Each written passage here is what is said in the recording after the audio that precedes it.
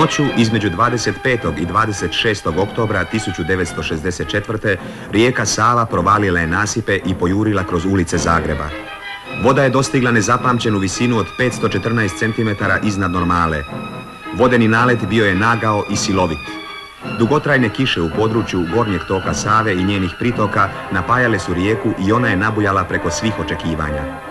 Stepenicu po stepenicu brzo se uspinjala prema vratima i prozorima kuća, prema još toplim ležajima ljudi. Ostavljajući sve, ljudi su se povlačili na više katove, na tavane i krovove. Voda je nadirala sa svih strana, rušila plotove, plavila podrume, ulazila u stanove i odnosila sa sobom sve što je mogla odnijeti. Voda, čovjekov prijatelj i pomagač, njegova neophodna potreba, preko noći postade njegova nesreća. Bila je to noć između nedjelje i ponedjeljka, noć koja je trebala biti noć počinka, a bila je noć straha i opasnosti. Kroz prijeteći šum vode začuli su se pozivi u pomoć. Kao i uvijek, prve su priskočile vatrogasne brigade. Grad još nije bio svjestan prave opasnosti, a već su prve na brzinu organizirane ekipe započele borbu za ljudske živote.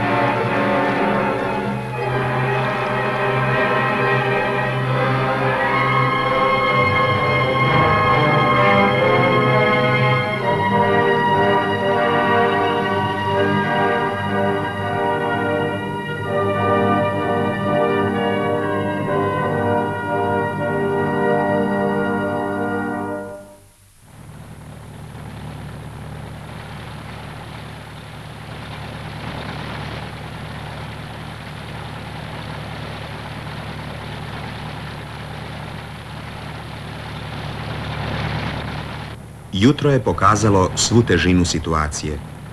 Čitav južni dio Zagreba u dužini od 14 km i u širini od 1 do 4 km osvanuo je pod vodom.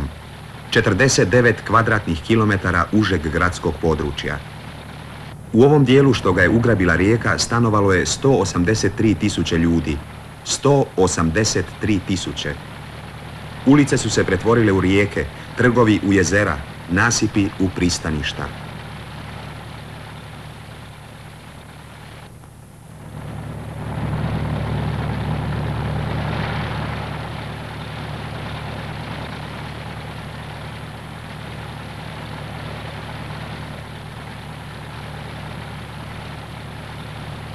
Ovo je dobro poznato gradsko kupalište. Predio oko Savskog mosta.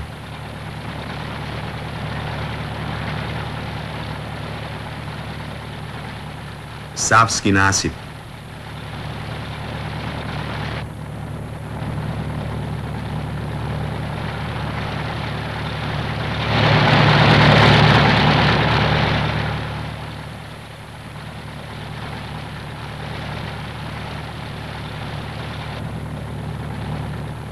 Savska cesta, jedna od centralnih gradskih magistrala.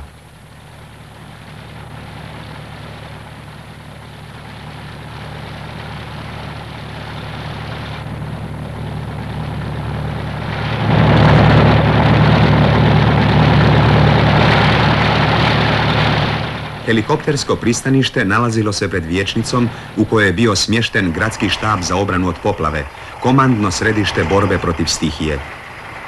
Kao i uvijek, armija je bila ona od koje se najviše očekivalo i koja je učinila najviše.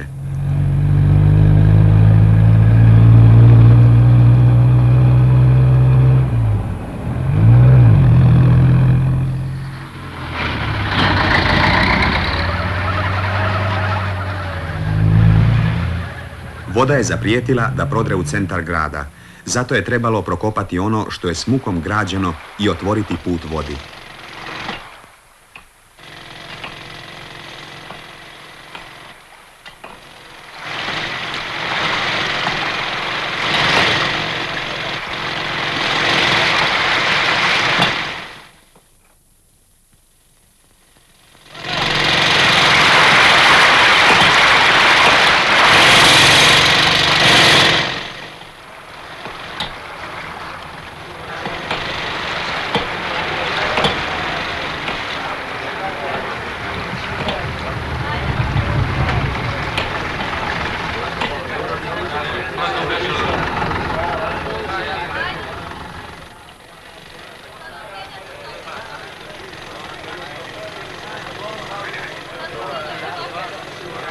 S jedne strane barikada uporno su stajali ljudi da bi bili što bliže ugroženima.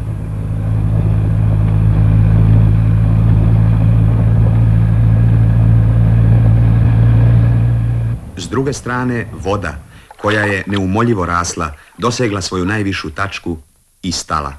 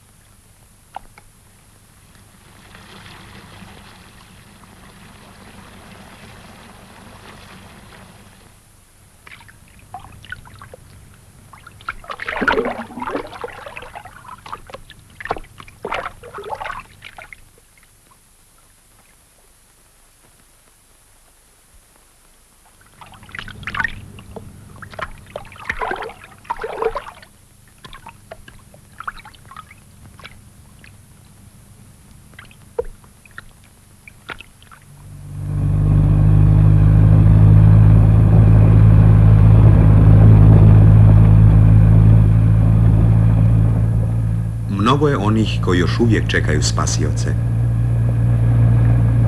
I mnogo je onih koji bi htjeli pomoći.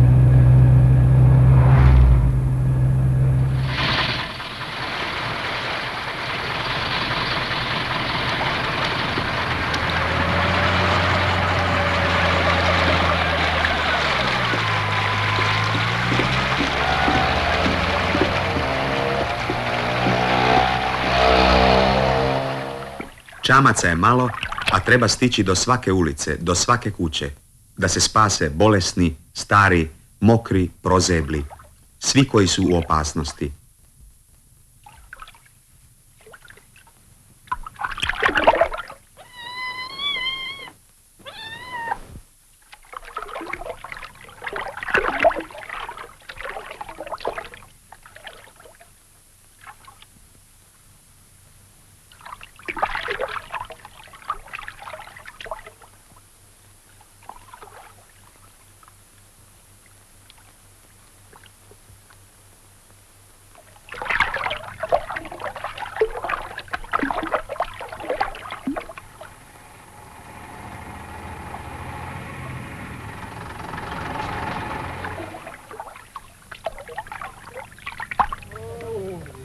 Daj malo dječje, nekako tu ćemo ga prihvatiti, pa makar se smočili.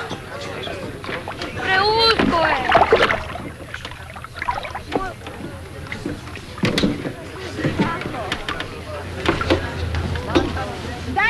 svi na Pa smjeni, ja vi sam su im isti predlagao da kraj. već odavno izađemo vani, oni niko neće, već smo mogli fino izaći. Pa neće i ne daju se. A kuća ne... Daj se za sve. Mi smo izašli na njoj. Velika većina ugroženih bila je spašena, pa ipak ponekad se stiglo prekasno.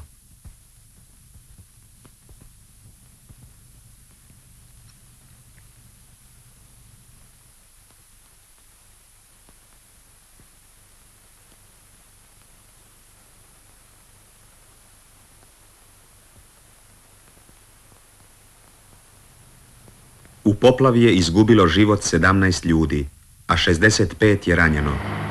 Oko 40.000 građana moralo je zbog poplave napustiti svoje domove i skloniti se negdje na sigurno. Dan i noć ljudi su putem radija pozivali postradale, svoje rođake i prijatelje, pa čak i sasvim nepoznate da se presele k njima, a oni će se već nekako stisnuti. Oko 10.000 ljudi smješteno je u razne škole, domove i druge objekte.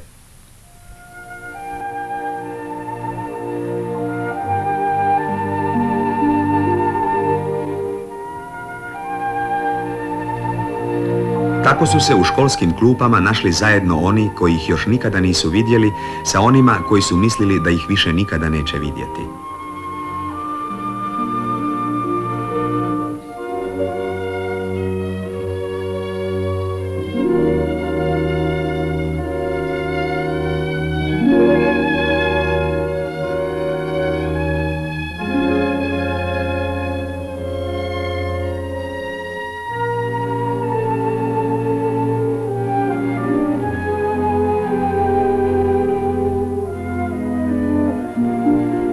Prodor vode je zaustavljen.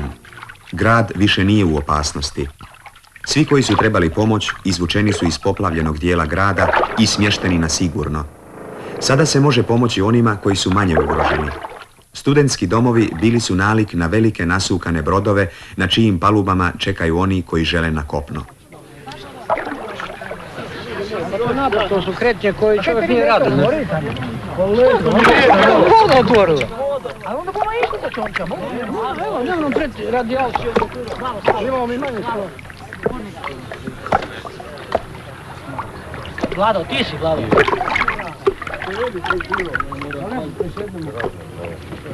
Pazi tamo auto.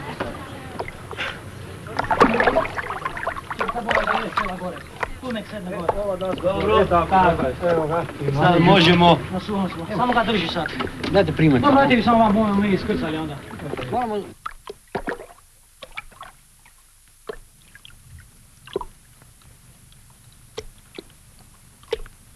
Na mnogim područjima razvio se neobičan saobraćaj. S plavima, biciklima, čamcima, a i pješice, ljudi su krenuli kroz vodu po kruh, po mlijeko i drugu hranu.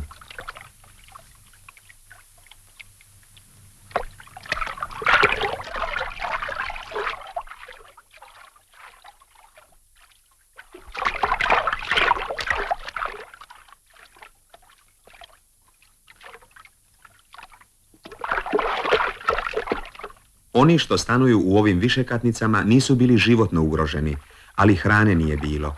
Ako su imali ponešto u kući, nisu to mogli skuhati.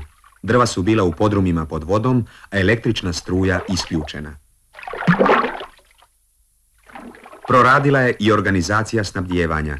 Obični kamioni postali su amfibije, a ulazna stepeništa kuća mala pristaništa.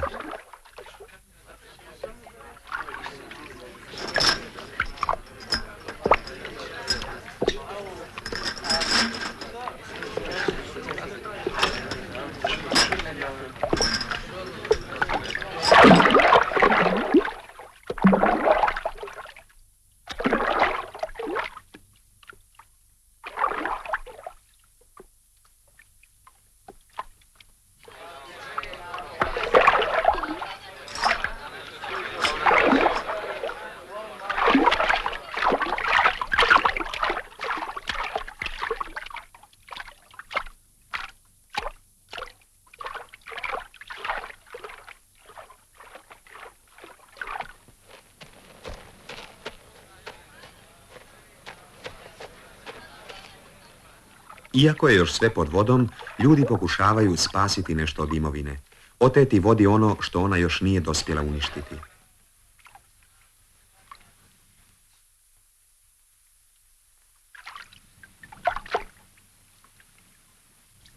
U žurbi pred rijekom koja je nadolazila, ljudi nisu imali vremena spašavati stvari. Dohvatili bi što su stigli, ostavljajući sve drugo bujicama. A ko je to unutra? Molim? Mi stanujemo tu, ima na 6, a oni su probili gore zid i njihove kuće u nas, pa se dođe da bi mogli preći. Potopljeno, prije nekoliko metara. Prizemni stan je potpuno, evo vidite ovaj stan. Ja ne znam još do Voda je polako počela opadati.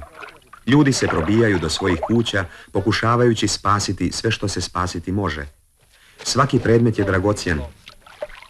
Voda je otišla i cijepanice nosile iz dvorišta i sve vjerovatno unutra je staklo. Jedan je uspomena, za drugi je potrošeno mnogo novaca, a treći jednostavno dohvaćen u žurbi.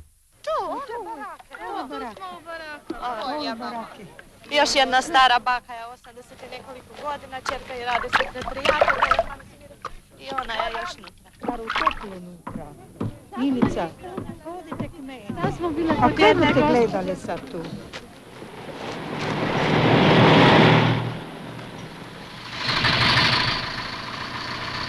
Ponekad je sve stalo u jedan kamion, a ponekad i na Vespu.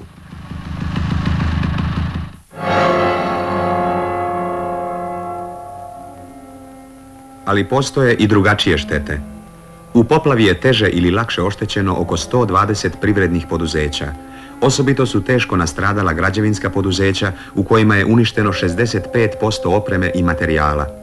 Ta šteta još je teža u situaciji kad bi trebalo na brzinu podignuti nastambe za smještaj onih koji se više neće moći vratiti u svoje domove. Najveća industrijska poduzeća bila su odbranjena. Uprkos tome, privreda je na poplavljenom području pretrpjela neposrednu materijalnu štetu od oko 30 milijardi dinara.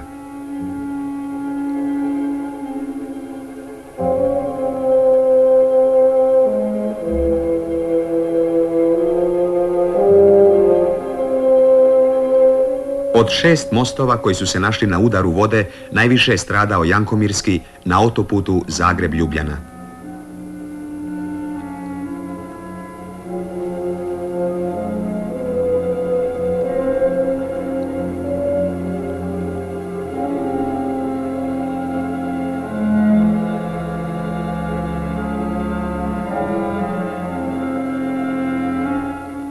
Poplava je uništila oko 30 osnovnih, srednjih i viših škola i fakulteta. U njihovim podrumskim i prizemnim prostorijama uništeni su ili teško oštećeni uređaji za centralno grijanje, vodovodne cijevi, laboratoriji i radionice sa mnogo strojeva i aparata.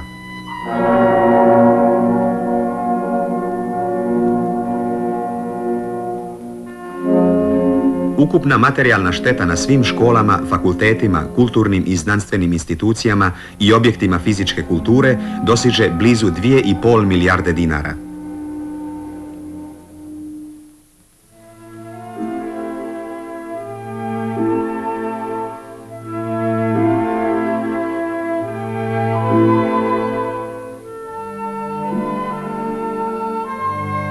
Novinsko izdavačko poduzeće Vjesnik pretrpjelo je štetu od 1,5 milijarde.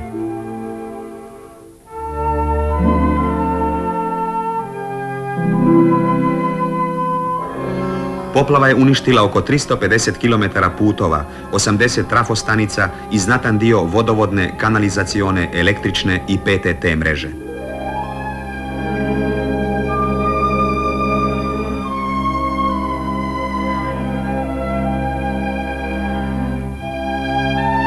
Za sada je nemoguće reći kolika je šteta na brojnim automobilima koji su se našli pod vodom.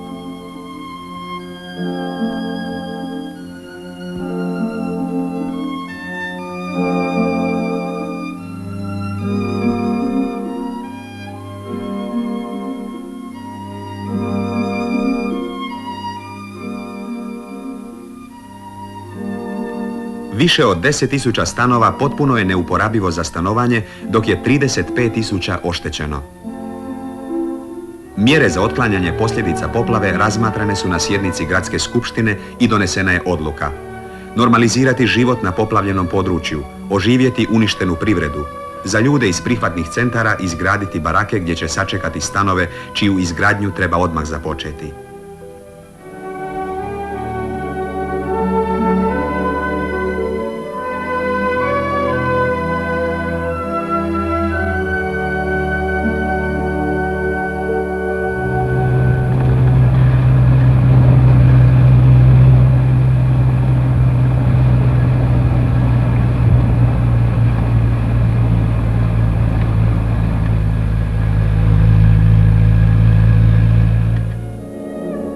Tri dana i 3 noći trajala je borba sa stihijom.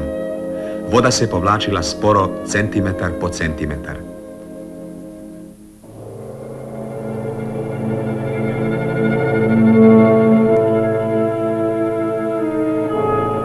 Kad se povukla, pokazala se sva strahota pustošenja.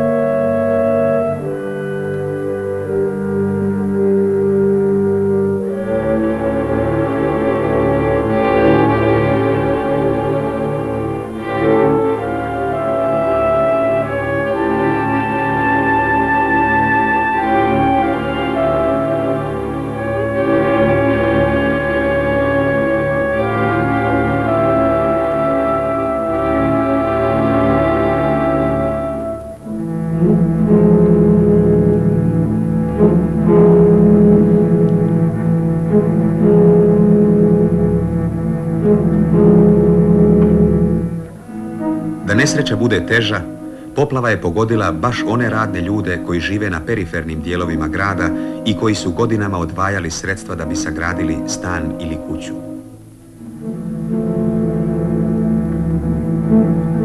Bio je potreban rad generacija da se sve to izgradi i uredi, a vodi je bila dovoljna jedna noć da gotovo sve bude upropašteno.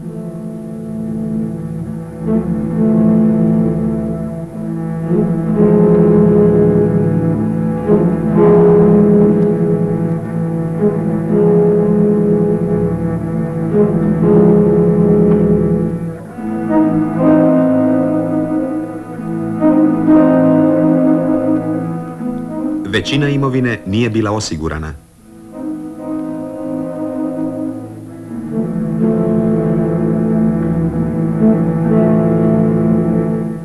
Mnoge kuće morat će biti porušene, a na onima koje ne budu porušene, dugo će se još vidjeti linija do koje je dosegla voda.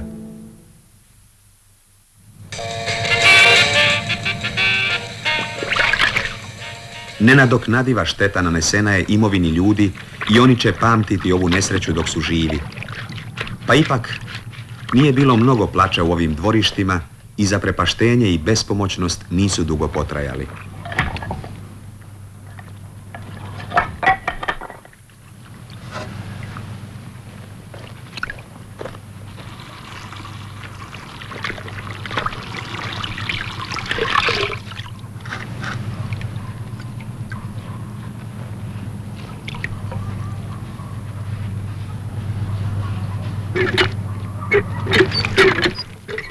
Ruke su se pokrenule.